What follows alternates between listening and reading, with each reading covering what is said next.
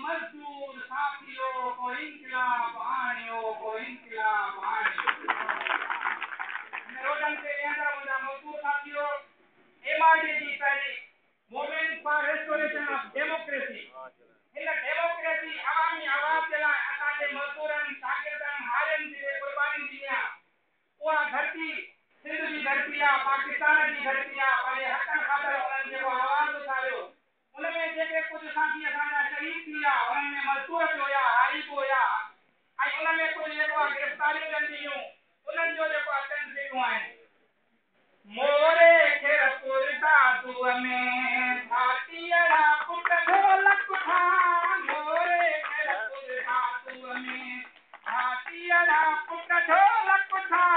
रक्तसारंगियल राण जाओ रक्तसारंगियल राण जा भेण गुणकी लाश दिखा मोरे में हर दादूअ में मोरे खेरपुर दादूअ में भाटियड़ा पुट ढोलक था मोरे में हर दादूअ में इन डेमोक्रेसी जे लाइ जन शहीदनि जेको आहे क़ुर्बानी ॾिनियूं त इहा डेमोक्रेसी इहा न जेका हिन वक़्त वारी जेको आहे वक़्त जे हाकिमनि शुरू कई आहे त मज़दूरनि खे जेको आहे रोडनि ते वेहण जे लाइ मजबूर कयो आहे उहे मज़दूर छा अथनि गोलियुनि सां मोह गजंदा विया ऐं नारा हणंदा नचंदा विया नारे मज़दूर गोलियुनि सां मोह गजंदा विया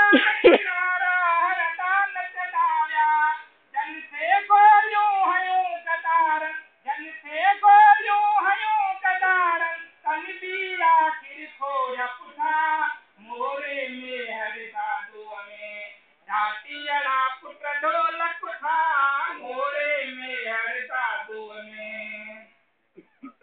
इन धरतीअ सां प्यार कंदड़ जेके माइरूं आहिनि भेनरूं आहिनि उन्हनि पंहिंजा जेके आहिनि सो मज़दूर इस्तक़े जे लाइ मोकिलिया उन्हनि में कुझु शहीद थिया कुझु जेको आहे सो लेकिन उहे धरती माउ सां प्यार कंदियूं हुयूं उहे हिन पावर हाउस सां प्यार कंदियूं हुयूं उन्हनि पंहिंजा घोट बि उन्हनि सां शहीद कया ऐं मोड़ ऐं मेंढूं जेके